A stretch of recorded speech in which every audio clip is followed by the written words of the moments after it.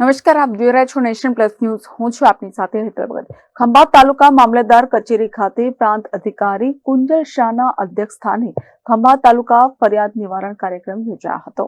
નાગરિકોને સરકારને લગતી ફરિયાદો અને તેના નિવારણ માટે થઈ રહેલી પરેશાની માટે ખંભાત મામલતદાર કચેરીમાં પ્રાંત અધિકારીના અધ્યક્ષસ્થાને ફરિયાદ નિવારણ કાર્યક્રમ યોજવામાં આવ્યો હતો, જેમાં કુલ 11 જેટલા અરજદારોની ફરિયાદને શાંતિપૂર્ણ રીતે નાયબ કલેક્ટરે સાંભળી હતી, જેમાંથી કુલ 1 ફરિયાદનું નિવારણ આવ્યું હતું અને 1 ફરિયાદ પેન્ડિંગ રાખવામાં આવેલ, તેમજ જે વિભાગની ફરિયાદ જે તે વિભાગના ઉપસ્થિત જવાબદાર તંત્રને અને અધિકારીઓને ફરિયાદનું સુખદ નિરાકરણ લાવવા કડક સૂચના અને લેખિત હુકમો કર્યા હતા.